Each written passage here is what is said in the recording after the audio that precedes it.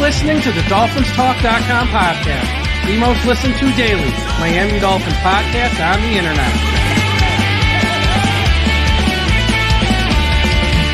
Miami's got the Dolphins, the greatest of all. Come on, Dolphins fans. Time to fins up. We're in the air, we're on the ground, we're always in control. And when you say Miami, you're talking Super Bowl. Cause we're the Miami Dolphins, Miami Dolphins, Miami Dolphins number one. Miami Dolphins, Miami Dolphins, Miami Dolphins number one.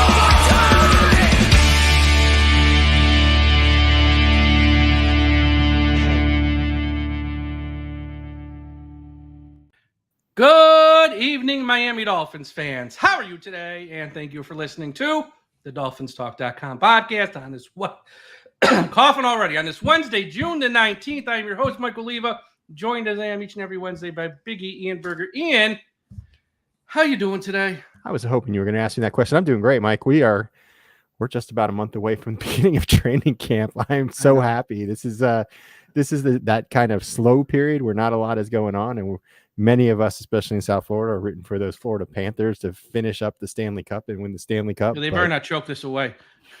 Yeah, they better not choke this away. I know, but I think they're going to do it. I think they're going to take care of business. What is it? Friday night is the next game. Yeah, they play Friday. It's a lot of days in between these games, which is something with the all travel. The playoff series. That's what it is. It's the travel. Yeah, but it would be this amount of time anyways, even if they were playing a team close by. They just space these games out too far.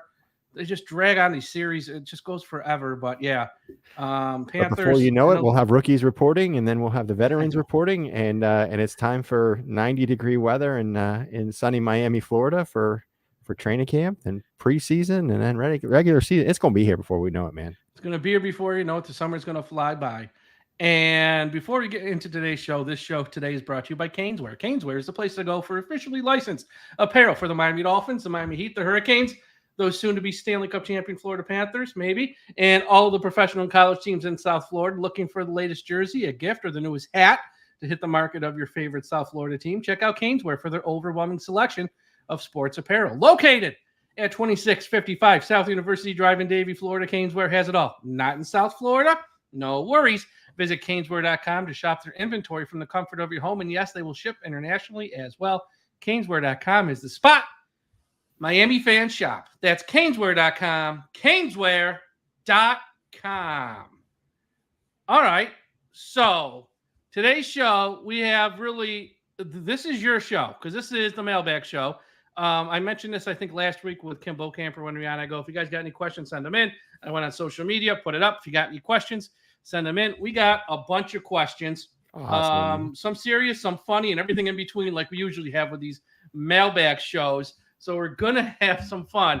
But the best part of the Mailbag show, Ian, as you know, the very best part of the Mailbag shows we do is when I get to play the jingle. So everyone sit back and enjoy this.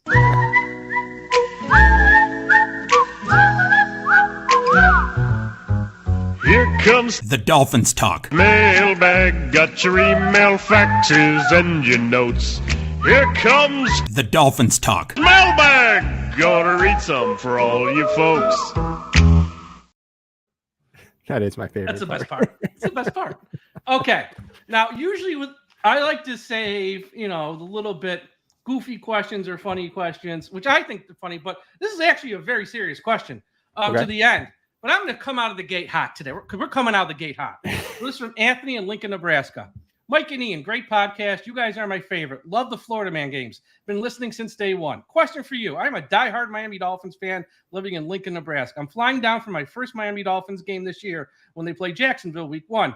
My wife of 20 years hates football, and she didn't want to go, which is good. I don't want to go on vacation with her anyways. I'm looking for a fun weekend to get away from her. So I'm flying down, and I'm going to a game with a buddy from work who isn't a Dolphins fan but wants a weekend in Miami. Help us out. What are the best strip clubs in Miami with the best looking girls? Now, Ian, I don't live in South Florida. I don't know. But I know you live down there, and you're a big connoisseur of the strip club scene down in South Florida. So after a rough day at the bank or a rough week at the office, where do you go for the best strip clubs in South Florida to help out our friend Anthony in Lincoln, Nebraska? So you are totally like, this is like a self-incriminating question, right? Because, but the thing is that I've gone through bachelor parties. I had my own bachelor party, right? But I don't frequent these places. I run by them all the time. But I mean, the fact is that there's a couple of that are just well known. Not that I frequent them, but are well known. You wouldn't know. I wouldn't know. You've been told. You've heard. Correct. And I hear them on the radio too. So like, there's a place called Scarlett's down in Hollywood. I think the place is still around there. It's not too far from the stadium. It's not too far from Miami. There's also, I think it is a place called Booby Trap. And that's kind of like a world-renowned place. Yeah, it's really name.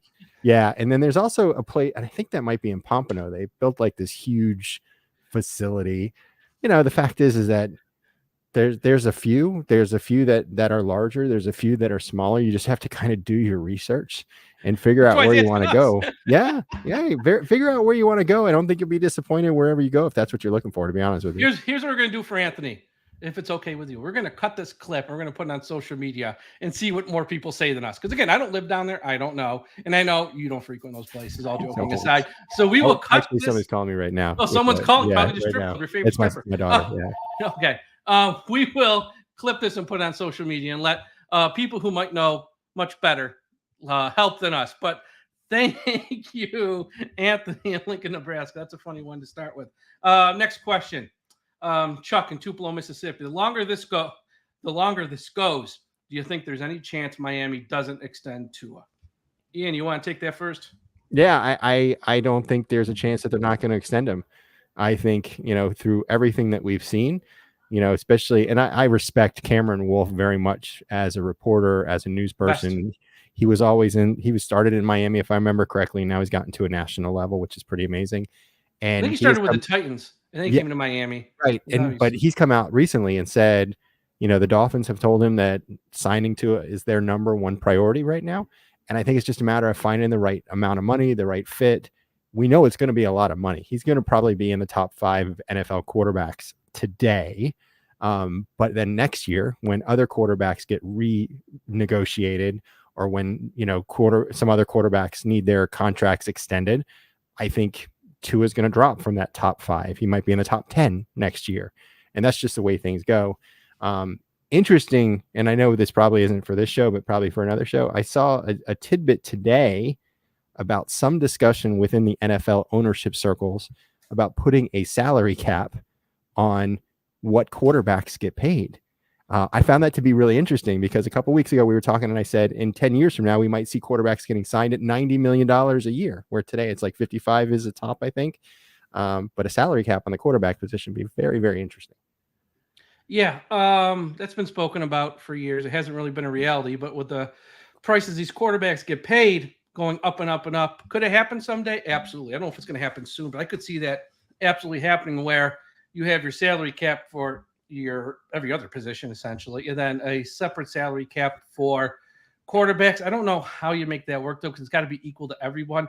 Yeah, that would. I'm sure there's people much smarter than us who can come up with that to figure it out. But it would have. I mean, because you can't have an unlimited salary cap for a quarterback and then have a card cap for the rest of the team. If like you're spending, say the cap for the team is $260 million. Well, then what's the cap for the quarterback? Because then every team's just going to go to the max cap on the team and max on the quarterback, and that's not which we see in basketball, right? That's kind of the basketball method. Here's what the max salary is you can pay.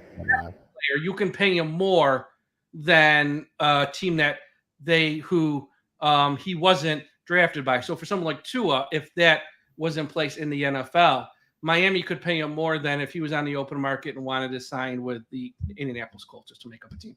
So you could do bird rights, but you still have to, that's one way around it, but it still has to factor in with the percentage of the cap for the rest of the team. What do you think, Mike, about that, by the way? How do you respond to that? I mean, again, I've said this on previous shows. I said it last week with you. I think it's gonna happen.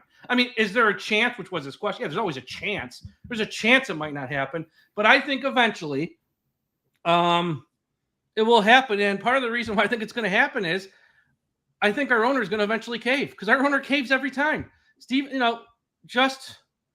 here's the deal. Stephen Ross, since he's owned the team, I know he's done great stuff off the field, and I'm not saying anything about him as a person or stuff with the stadium or stuff with charity. That has nothing to do with it. You have to separate that stuff with the on-the-field product. And when it comes to the on-the-field product, he hasn't been a strong owner. He caves every time. It's not strong leadership from top down. It's just not. And I think if this thing drags out into July and it drags out into training camp, and you're going to see more reports and more stories. If you think you're seeing a lot now, when everyone's at practice every day, you're going to see times up by 10. And it's a fair story for the media to cover, because everyone else is getting paid. Trevor Lawrence got paid. Jared Goff got paid. Herbert got paid. Hurts got paid. They're all getting paid. So the fact this is taking as long as it has, it's fair, and the coverage is only going to intensify. And I think when Ross sees that, and it's going to put his team in a bad light, and it's going to just magnify and blow up, I think he'll cave eventually. So I think it's going to get done, because I think if Tua's representation's smart, they know they're dealing with weak ownership, essentially, and I think they'll just wait them out, and knowing that they'll eventually cave, and I think that will happen. But I don't see him playing out the fifth-year option. I just don't, because from all the reporters, the smart ones, they've all said everyone wants this to happen. Jeremy Fowler this past weekend said they're in the ballpark. I mean, it's like when you're in the ballpark, that means you're close. So yeah. I don't know. And I think the thing is too, like, this is the drama that we're dealing with this offseason. Every offseason there appears to be some level of drama with the team, right? We can go back to when it was Tua versus Deshaun Watson, right? And then we can go back to season. Yeah. That was in season, but also it intensified, I think, in the offseason that year. But it just feels like, all right, if this is the extent of the drama that we're seeing this offseason, it's not really that bad if you think about it. No. So we can live with this. And I don't see Tua either.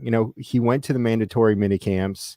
He didn't protest that, where you sometimes, with other teams, you saw some players that didn't show up because they were protesting the fact of where they are with their contract renegotiations. In some cases, you're Aaron Rodgers and you don't have to be there at minicamp because you have other important things to do. But like I said, in a couple of weeks, we got training camp coming up, and I anticipate seeing Tua there.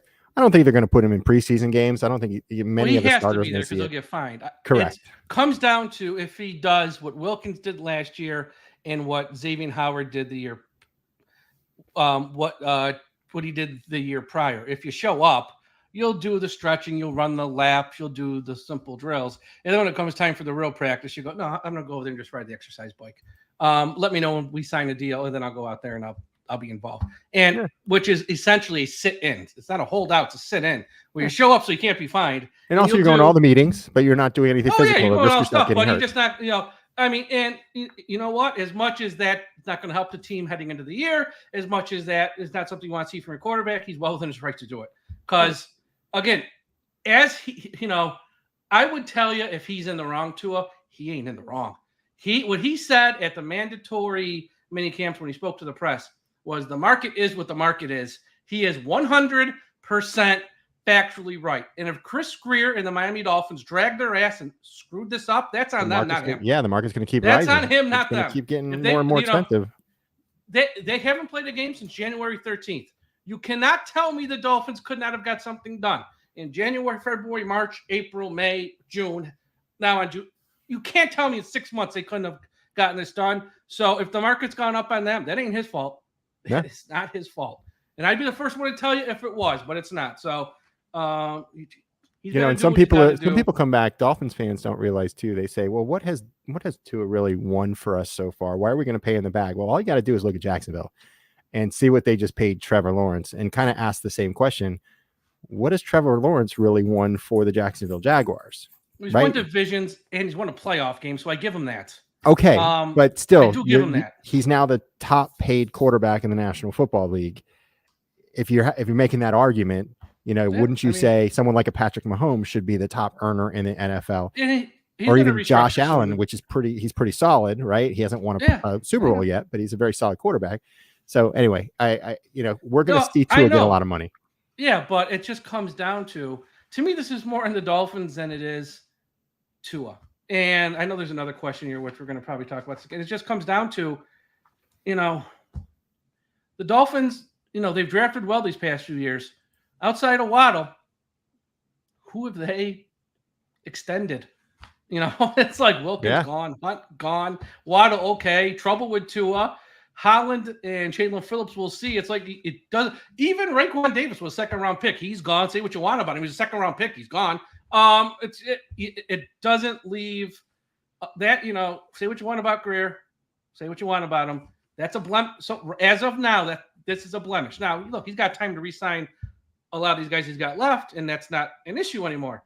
But at some point, pull the trigger on this stuff. It's not that hard. Just do it, right? We're going to act like the Nike shoe and just do it. Do it. Let's go. Just do it, and then nobody's talking about it. Yeah. Yes, he did re-sign Austin Jackson. I know, but I mean, Austin was tough his first couple years. I don't know if I'd be bragging about that one just yet. He had a good year. Lewis in Naples. All right. Hi, Mike and Ian. I'm a huge fan of your show and never miss an episode. I love. Oh, this is very nice. Thank you, I like by your the way. show. What's that? I said thank you, Lewis, for yes, the comments. I like your show and all of the Dolphins Talk podcasts over other friends' podcasts because you guys talk to us and aren't preaching. Well, okay. Keep up the great work. My question is this. This is a good one. Miami's is this offensive line Miami has heading into the season, will it hold them back in 2024? I feel we have improved at tight end, wide receiver, and running back. Tua is always improving. I don't get why they fail to upgrade the offensive line. Even when non-professionals like me and many others can sit on our couch and see it's just not good enough.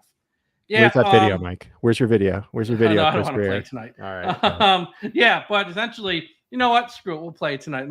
I got to find it real quick. Here it is. Well, I think you guys are probably more worried than we are, in terms of, at the position depth at those spots you talked about. But yes, exactly. That's what I was going to say. Or I don't know. What are your thoughts on the offensive line heading into the year? You know what? I was worried out of my mind last year, and I think Butch Barry proved to us that he can work with the guys that he has. I didn't think they were going to be very good last year. I thought there were going to be a lot of holes. I didn't think Tua would have a lot of time to throw. And then through some scheming of Mike McDaniel, through some coaching of Tua to get the ball out of his hands quickly, some of our offensive linemen ended up being in the top 10, top 15 in their positions last year. Also having Connor Williams before he got injured, which again, having him at center was a big question mark, and he ended up being solid for us. So I say this year, I'm going to give Butch Barry some credit. I'm going to give him some leeway until we see otherwise. As it stands on paper right now, the offensive line would be considered a concerning spot for me, not knowing what's going to happen with Teron Armstead's health, not knowing what's going to happen with us losing Robert Hunt, and what's going to happen with Liam Eichenberg, even though he has shown some improvement. So, there's a lot of questions. So that's one of the biggest question marks I have, besides the defensive line as well. And they could go and prove us wrong again, and they could end up being a top 10, 15 unit this year. And if they do, that's going to mean good things for our total win-loss record. Yeah, I mean, everything you said, totally fair. Question: did Miami lose their two best offensive linemen this offseason? Because with Armstead's injury history, I can make a guess they lost their two best offensive linemen in Williams and Hunt. And not that Aaron Brewer's bad, because he's not bad, but he excels at run blocking.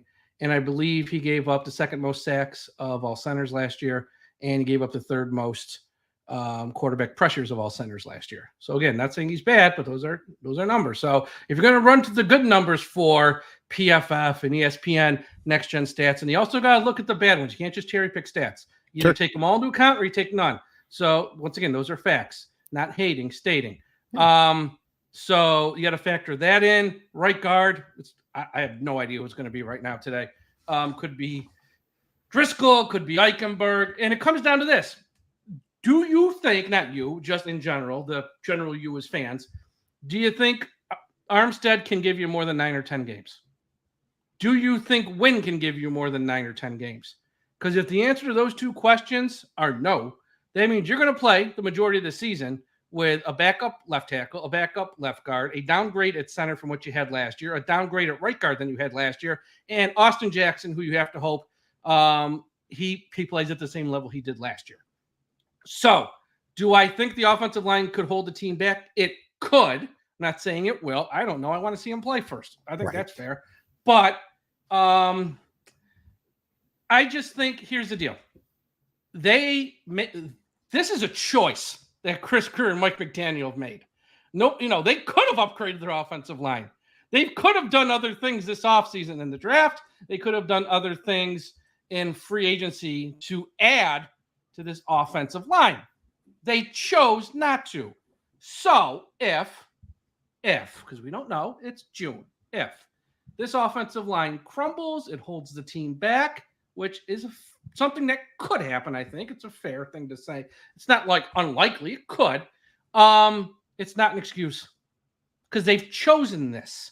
And if they lose a game late in the year, a big game where they have a chance to win the AFC East, let's just say, and Armstead's not playing and Wynn's not saying, you can't use the excuse, well, we didn't have Armstead. You never have them. You can't say that's not an excuse because you cannot bank on those guys to play. Their track record is their track record. So I don't know. I mean, I would say after we have added Campbell, after we added Marcus May, what we've done at tight end, what we've done at wide receiver, what we've done at running back, you can circle with a big red marker the entire offensive line and say that is, heading into this season, the biggest question mark with this team. And I don't think anyone, if they're being honest, can say with a straight face, I know they're going to be good. Because we don't know they're going to. You can say that at quarterback. You can say that at wide receiver. You can say that at running back. You can say that about your secondary. You can say it about the front seven when Chubb is back and so is Jaylen Phillips. Nobody can say with a straight face they know that offensive line will be good in 2024. We hope the offensive line is good in 2024, and that's how I would answer that question. Is that unfair of me? No, I don't think it's unfair of you. I think the other thing too is you look at the successful teams. When I say successful, that means they've won playoff games, they've made it to the Super Bowl, they made it to the AFC, NFC championship games. When you look at those teams, one of the things that you see that is pretty much consistent with them is their consistency on that offensive line. When the Buffalo Bills, I think they had the same offensive line. If I remember seeing the stat right, and correct me if I'm wrong, but I think they had 100% of those guys the same throughout the entire year. I think so too. Or something real close. Yeah. And we had like 14 variations of offensive linemen. And you know what? Sometimes it takes a half a game for these guys to gel when you have to put a new guy in there because somebody else got injured. So that's the challenge that you have. But Buffalo, Kansas City, even Dallas, and when you look at the Eagles and what they were able to accomplish, right, with their little push your butt, whatever their play is called. But they were always consistent. Push. Yeah, the tush push. There you go. Push your butt. I like mine better. I love that name. But yeah, I think that's going to be an important key. We'll see where we are, and we need guys to last. Teron Armstead, man, would it not be a gift to the Miami Dolphins offense? 10+ games. If he's able to play more than that, yeah, that would be a gift to us, and we haven't seen it yet. We haven't seen it. No, we haven't seen it. I mean, and it's not just 10+. It's 10+ with knowing he's on the field in December and January. Correct. Because I really need him for those games. Correct. Yes, you want him for as many as possible, but and no offense to Lamb. I mean, he's a nice player, don't get me wrong, and he did great last year having to fill in.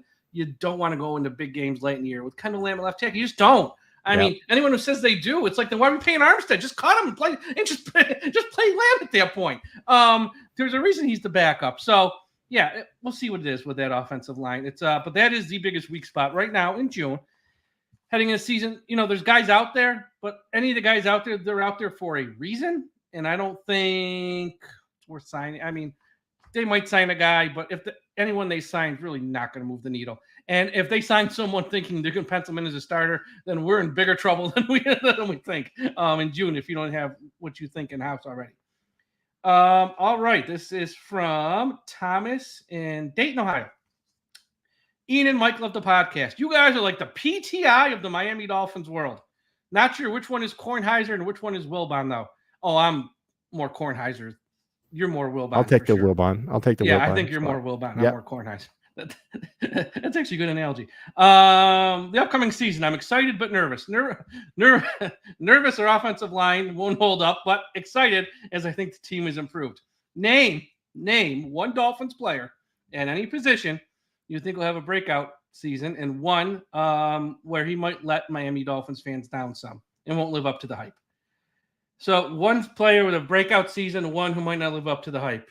You got some, or you want me to go?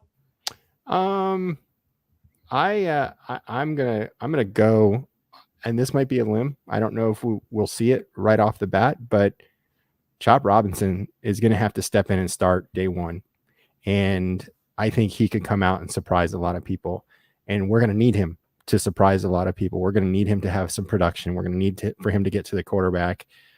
So I'm gonna say him. It's either him and Javon Holland, because I think we haven't seen the best of Javon, even though he's had some solid games. I think we'll see some consistency from him. On the flip side, that's a hard one, but I think a lot of people have a lot of high expectations for Odell Beckham Jr. And and you know me, I'm eternally optimistic, but I'm kind of taking a hesitant, I guess, view of him being on the team and what he's going to be able to do, just because I know he's been through a couple of teams over the last couple of years. I know he's had some injuries. He's been banged up, his age. So I think he may not live up to that hype of the name Odell Beckham Jr. Doesn't mean I don't think he's talented. I just don't know if we're going to see what some people are hoping to see from him. Yeah. For the breakout, give me Devon Achane. I think I wouldn't be shocked if by October he's running back one. Not that Mostert's not good. He had a great year last year, scored all those touchdowns. I know. Amazing. But at the end of the year, for the second year in a row, he wasn't there for big games. And he is running backs, and we know as they get up there in age, they get to that point where they're just not the same. I'm not saying that's going to happen to Raheem. I'm not saying that. I'm just saying I think Achane is so explosive, has so much speed. If he can stay healthy, which is something he has to work on. If Achane can stay healthy, I just don't know how Mike McDaniel doesn't feature him more, because he just brings so much more to the table. And then how do you get right in there? How do you get right in that? Well, Wright ain't going to running back. Wright will play this year, but he's not going to play much. Okay. He's again, that draft we had, which I don't want to go back into it. A lot of that was vision for 2025. A lot of that's for vision when Mostert's not here. A lot of that's for vision when Chubb's not here, and you got Chop and Muhammad Kamara waiting to fill in. When Armstead and Lamb's not here, because they're both talking retirement. Patrick Ball. That draft was more about next year than this year. This year, Mostert and Achane are going to get a lot of the work. They'll give Wright some for sure, but I mean, don't draft him for fantasy unless you want to hold on to him for a year in a keeper league. That's what I'll say. I just think Achane, if he can stay healthy, and from all the reports, he's put on some more weight, some more muscle. People forget he led the SEC his senior year, or his final year in college. I don't know if it's a senior in rushing. That's the SEC. That's big boy football, and he ain't a big guy. At Texas A&M, he didn't play Alabama, Georgia. Not that Texas A&M's like a joke. He led the SEC in rushing. I think Achane has the potential to have a big, big year for Miami. He'd be the breakout to keep an eye on. Nice. The disappointment, which is essentially what he's asking, someone who I'm a little nervous about, and I know I'm in the minority, so do not send me a bunch of hate tweets and all that stuff. Folks, if you dive into the numbers of Kendall Fuller, people would be a lot less excited than they are. That's all I'm going to say. Last year, he played in 15 games. He gave up 9 touchdowns. And quarterbacks, when they threw at him, had a rating of like 120. They completed everything against him. And he gave up a lot of touchdowns. I know people say, well, he played for Washington. Yes, so what? He's a cornerback. You're on an island. It's one-on-one. I don't care what the pass rush is. I don't care what the other corner's doing. When you're mano-a-mano in that secondary against a wide receiver, it is what it is. And he gave up a lot. And, people like to compare it to Howard. I get why they did the move. Nobody's going to pay Howard that type of money. Nobody. Nope. And you had to do it. I get it. So I'm not knocking the move. I just think if people think they're going to get the same level of play from Kendall Fuller, who, newsflash, he only played in 2 more games than Howard did last year. It's not like Howard missed like the entire season. He's always injured. Well, he only missed 4 games. And it was only 2 more games missed than Kendall Fuller. They're night and day, because I think Xavier last year gave up 1 touchdown. Mind you, he didn't have Ramsey for half the year either opposite him. Gave up 1 touchdown. I think quarterbacks throwing against him complete like 80%, which is like average to slightly above it. Whatever. I want to see it with Kendall Fuller. Again, I'm happy he's here. I get why they made that move. They had to make the move. They had to. But until I see it, I have my questions. And I wouldn't be shocked if you see other guys on the field at that other cornerback spot. More than you think, assuming if he does struggle. Because I'm not a huge Kendall Fuller guy yet. Well, and this is the challenge that this is you talked about it earlier about, not signing guys, not re-signing guys, and getting to a situation where, we're having to overpay because the market is the market. And what that does is it creates a smaller amount to be able to spend on all these other roles. So why did we get Kendall Fuller, at this price? Why did we get Odell Beckham Jr., where you're not spending a lot of money on him? Marcus May, another one. Campbell and Brooks, and what's his name from Buffalo as well, right? Jordan Poyer, exactly. And what did he sign for $2 million or something like that? So I think he just wants to play home. Like he's from the area. He has a house in the area. He lives like 2 minutes from, or I don't know if it's 2 minutes, but really, really close to the facility. I think for us, it was he's going to retire or he's going to play for Miami, and there was nothing in between. Right. And I think that was it. So, which look, it's great. But again, he's 33. And I did a show yesterday with, the guy for ESPN. He gave Miami's offseason an A-. And it's great. Look, anytime you see an A-, again, it's an article. It doesn't mean anything. It's just an article. But I think the one thing he missed in his article, which I said on the podcast I did yesterday, is he's not factoring in age. We lost Andrew Van Ginkel, Christian Wilkins, Robert Hunt, Elliott, Brandon Jones. Those guys are all like 27. I think Jones is actually 26. Yeah, in their prime, right? They're all like 26, 27, 28. Young guys in their prime ascending. This offseason with the Dolphins, again, I understand why they did it. I'm not knocking anyone. I understand why they did it. They added Jordan Poyer, 33. Shaq Barrett will be 32 in season. Odell's going to be 32 in season. Calais Campbell's going to be 38. Like they signed a bunch of old men. And now you're depending on old men to A, not regress, B, stay healthy, and C, play at the same level they've always played at, which I'm not saying, which is fine, but we've went from one of the youngest teams in the league to one of the oldest really fast. And just so when he's giving out that grade, I understand why he did it, but I don't think he's factoring in the age. And as I said on the show yesterday, Miami kind of needs to pull an inside straight.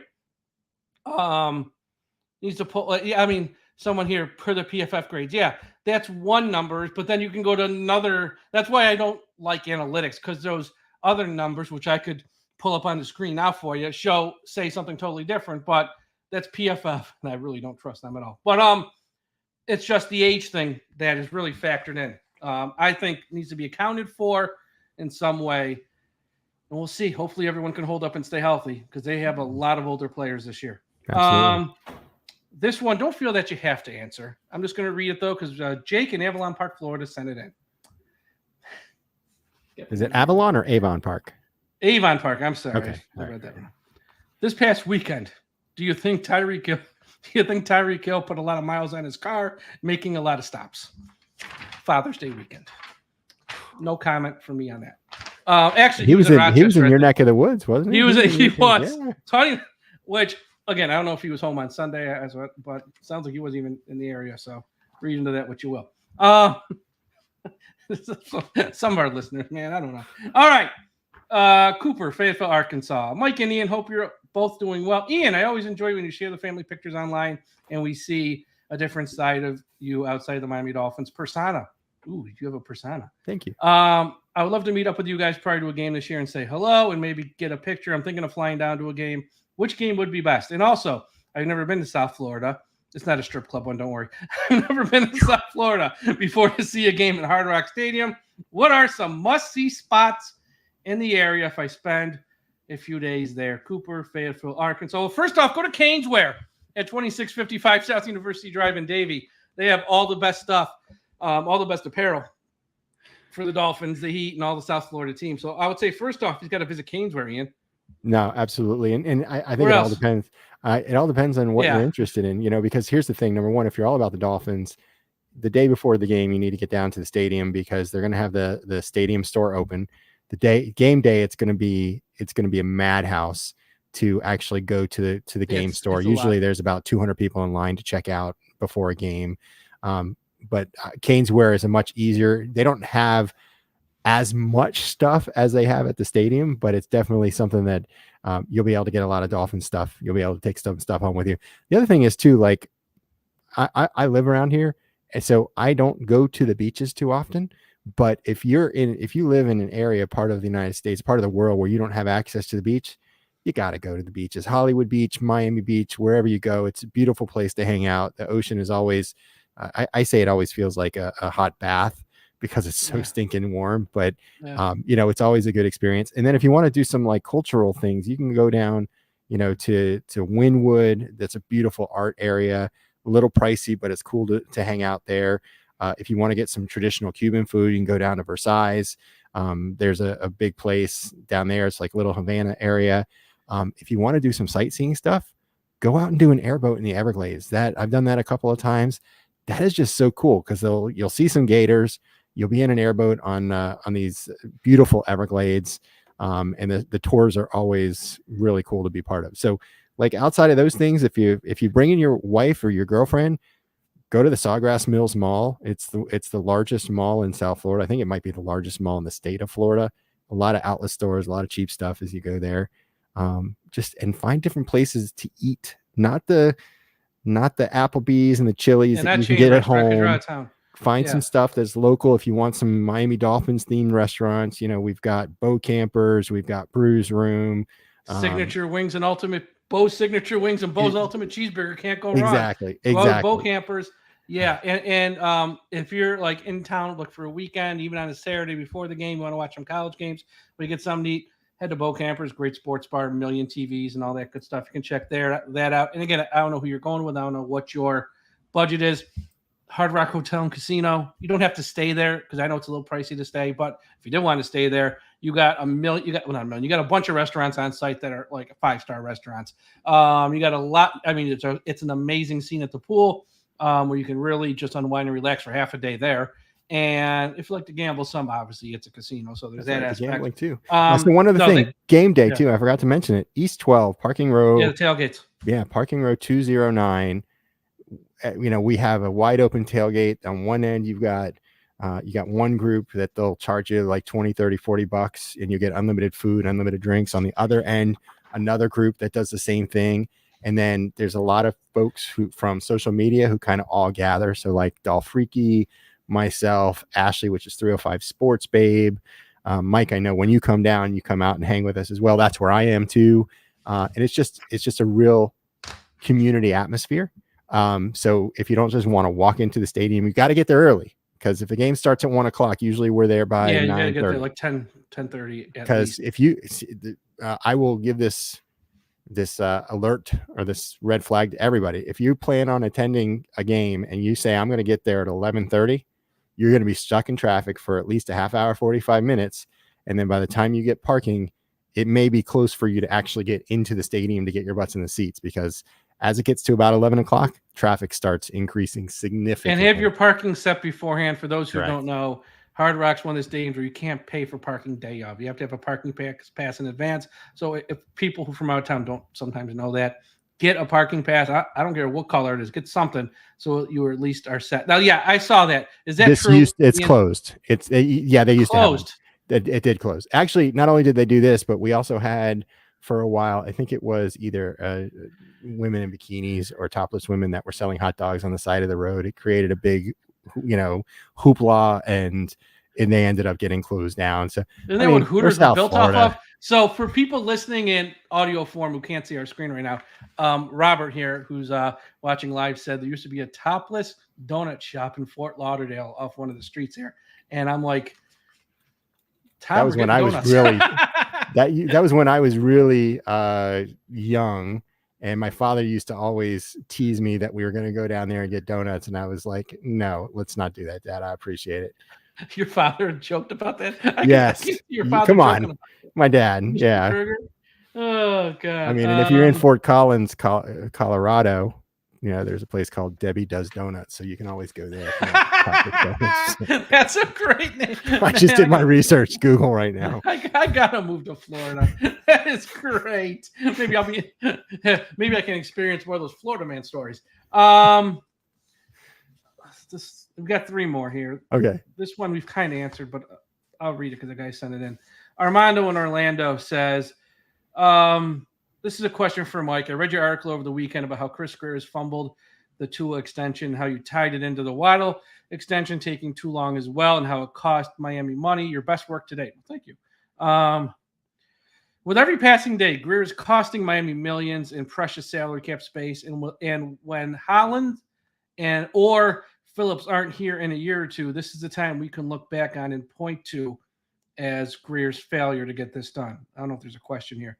Armando in Orlando, thanks for your email. Yeah, I mean, that article was just that. Yeah, pretty much like, if you want the guy, pay the guy. Like, I don't know. Again, I get this was going to take time. It's a lot of money. I get it. But every other team seems to figure this stuff out. Let's just get it done. And I know with our luck, 5 minutes after we're done recording, he's going to sign. Everyone's, what are you so nervous about? He just signed. I get that could happen. But still, it took longer than probably it should have. And yeah, again, if they would have signed him, before Goff, if they would have signed him before Lawrence, the number would have been cheaper. And yeah, I guess, in a year or two, if Holland's not here or both, Javon's not, or Jaylen Phillips aren't here because they don't have the salary cap space. Yeah, you can look back at this time like, well, maybe if they signed him a couple weeks earlier or like a month or two earlier, they would have some extra salary. So yeah, it's possible. I don't know. If he's your guy, just get the damn deal done. Just get it done. Just get it done. No need to put it off anymore. You're right. Yeah. Okay. Ian Carter in the UK. I love Ian, our friend. He put it up on Twitter, but yes, I printed it out. So, Ian, our friend Ian in the UK, or as we call him, the other Ian. Hi guys, my question is: with all the latest additions to the roster, what is the one piece you think is missing, and are they likely to do something about it? Interesting. We kind of spoke about the offensive line, but here's the deal. Here's what I think might happen with the offensive line. Tell me if you think I'm nuts. There's guys out there now to sign. To me, I've looked at the list. I wouldn't sign any of them. That's just me. When those final cuts come through at the end of August, there might be a team that's got, how would this be a nice problem to have? Too many good offensive linemen. There might be a team with too many good offensive linemen. And we trade a future 5th or 6th for one. Or once they do cut them, we put in a waiver claim for them, and we get someone like that. I could see us improving the offensive line. Not even improving, adding a body that way, more so than signing one of the guys who are out there now who just, for me, my opinion, are just like no better than any of the guys we have under contract. So I'd say offensive line, now that we've added Campbell, now that we added May, now that we added Odell, I think offensive line is the issue here for the Dolphins. So I'm going to stick with the defensive tackle spot. I don't think we've done enough. I think the Dolphins' strategy for this offseason was we're going to bring in 100 different defensive tackles, and hopefully one of them will be our starter. I really feel like that's kind of the strategy. And they brought in Benito Jones. Right now, if you were to look at the depth chart through some of the pretty famous websites, they got Taylor Tart as the starter. Quit on his team last year. Quit. Right. Yeah. And followed by Benito, followed by Brandon Peely, which, by the way, if Brandon can stay healthy, he may end up jumping those other 2 guys, because I thought that he was going to be really something for us. But I still think that's probably one of the holes. And we will find out how big of a hole that is when teams start running straight up the middle or right at that spot. And if, I know you're going to have Zach Sealer, he's going to be on one side, but you're going to have a hole next to him wherever he is. And here's the question too with Calais Campbell. Happy's here, nice signing. Probably didn't. I saw the money. I don't think it was anything huge. He's 38. I mean, he ain't going to be out there every snap. I mean, if he is defying logic and age like we've never seen before. This isn't Tom Brady or Aaron Rodgers playing quarterback where can't even really touch him. He's a defensive lineman in the trenches. You have to I don't want to say limit his snap count, but essentially limit his snap count. So you're not like working this guy to the bone. And, so that's something you also have to factor in. 38. He's 38. I mean, that's for a defensive lineman. I know he was great last year with Atlanta. I get it. But now you're asking him again to do it again and do it on a team that has expectations. Atlanta was awful last year. I mean, who cares if he played good or not? I mean, now he's going to be under a microscope a little bit. Yeah, and I see possibly him coming in the role, especially after maybe we get Jaylen Phillips back, as we get Bradley Chubb back. I almost see him coming in maybe as that second or third down rusher when it's, second and 10, third down 10. That could be his role. Who knows? Think they need him on first down to set the edge against the run. Well, and again, right, if not, to start with, they're going to need to. They got no other choice right now. They have no other choice to do that. They have no other choice.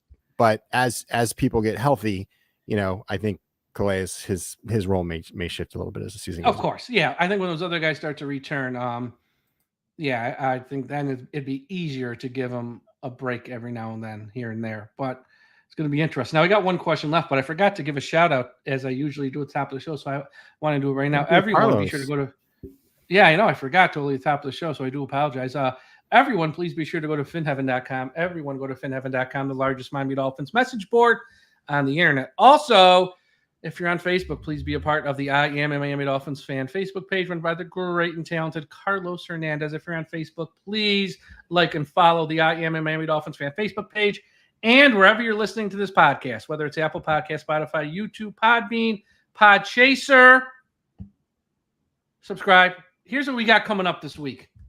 Here's what we got coming up. The next 3 days.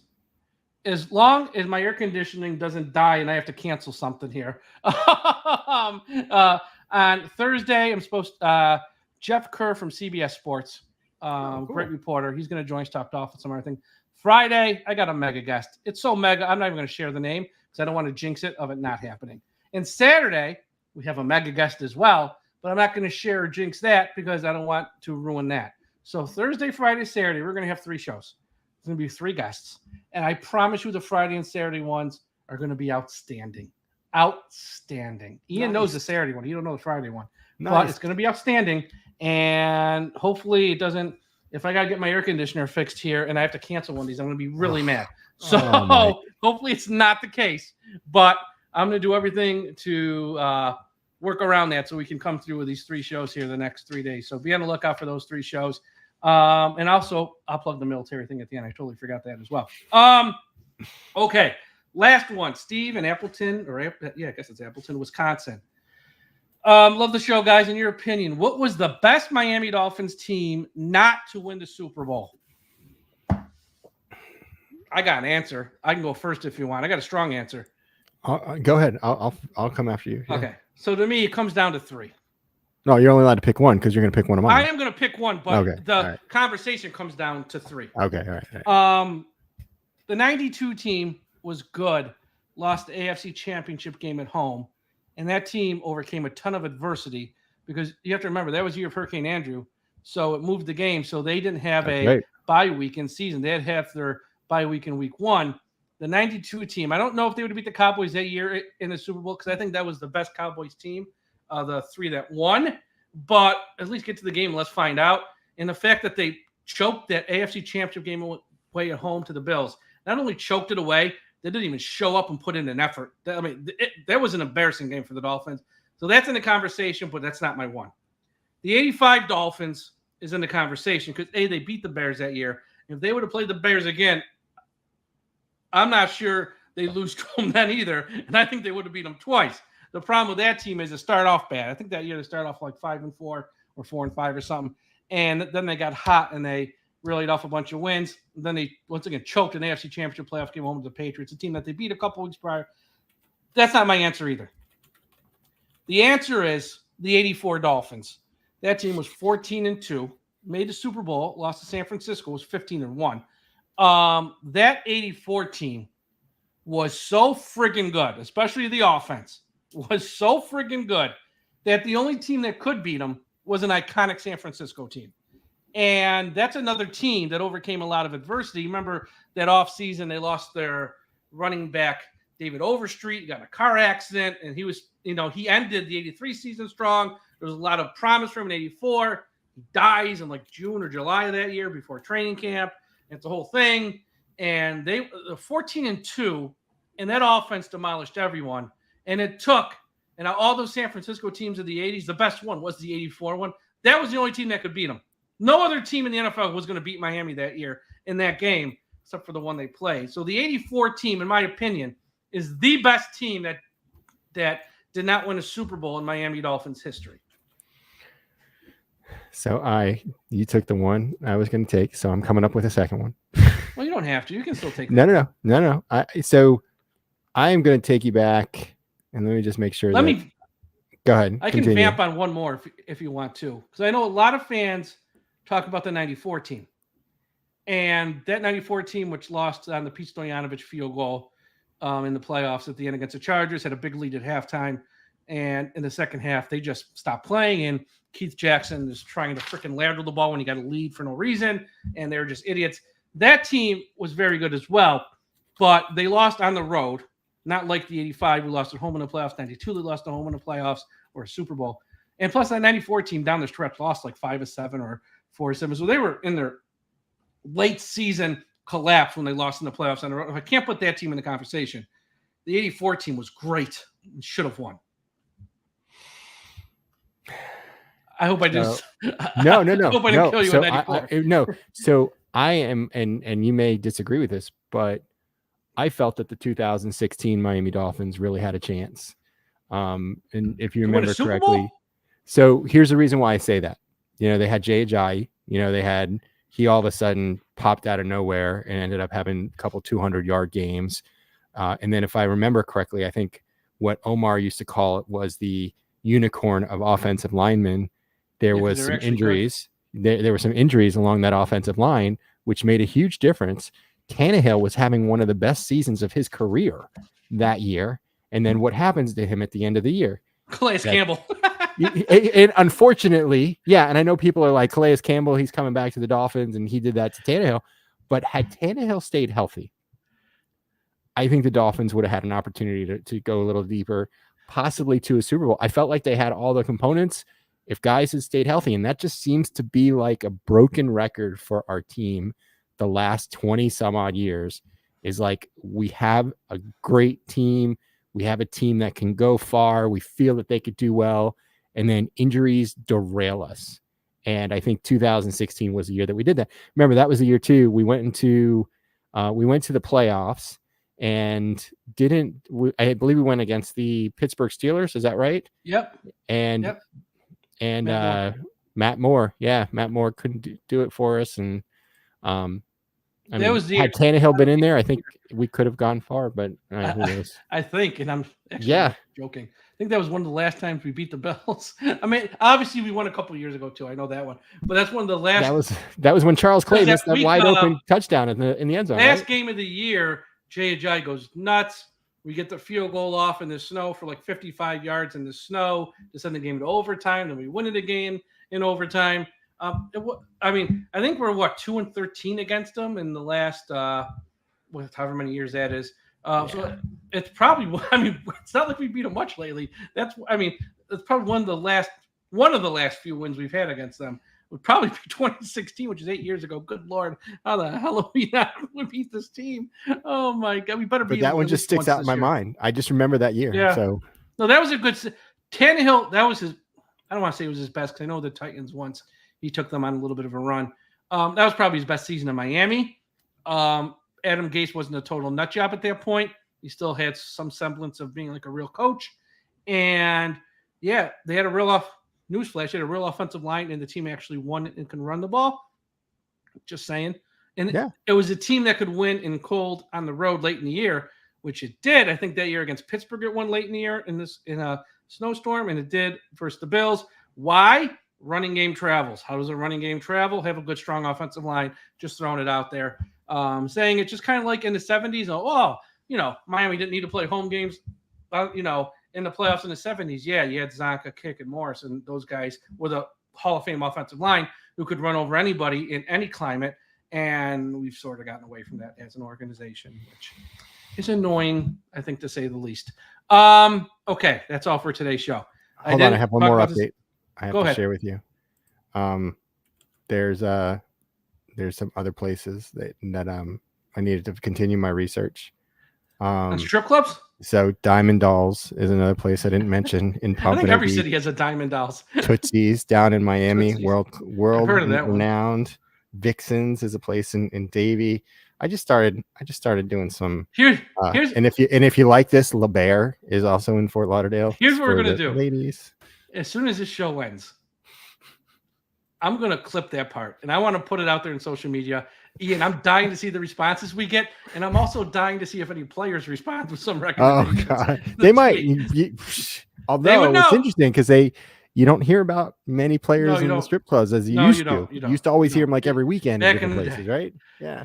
Stu Weinstein had he had a tough job back in the day. Now with social media, I think everyone kind of is more. Everyone knows what they're doing. But yeah, that's gonna be the first thing I clip out at some point tonight after I'm done.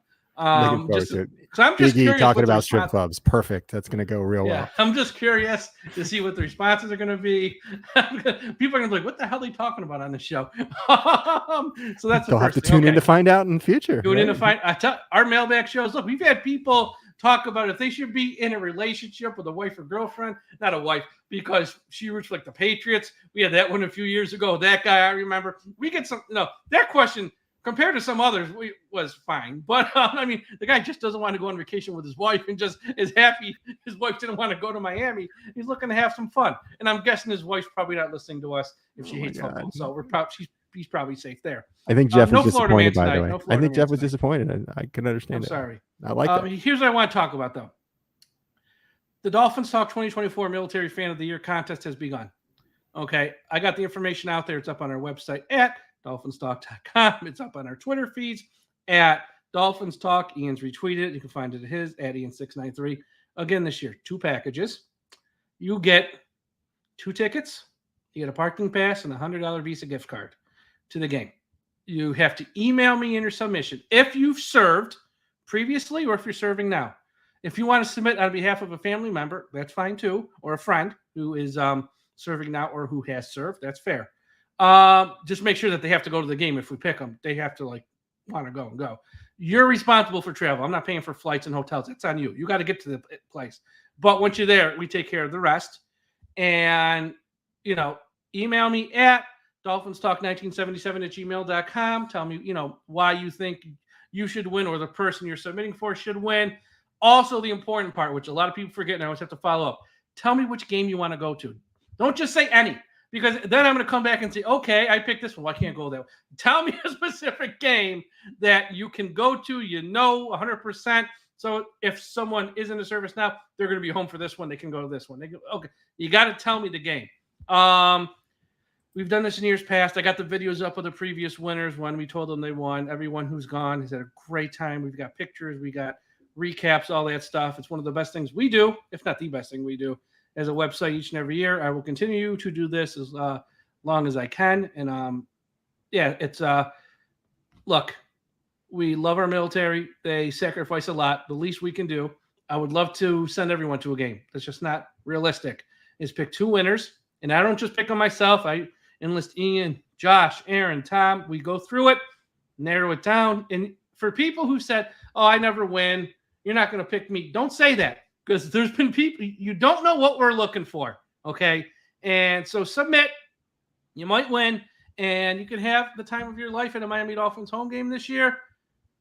Right, Ian? It's just, yeah, no, it's a great experience. And I actually met one of the winners last year. I thought it was a really, really cool experience. And, and we've seen, I will tell you the hardest thing for us is always selecting the winners. And I got Mike, a couple this year. I'm like, already it's like, wow, I only got 2 and I've read like 5 or 6. I'm like, I don't know how we're narrowing this down, but we'll figure it out. But if you don't put the information in, then send it in. Yeah, you're not going to have the opportunity to win. So I'm excited. One of the guys last year who we sent, he was retiring. And he spent like his entire life in the military, and he had like over 30 years. He was like like one of the highest titles you could get.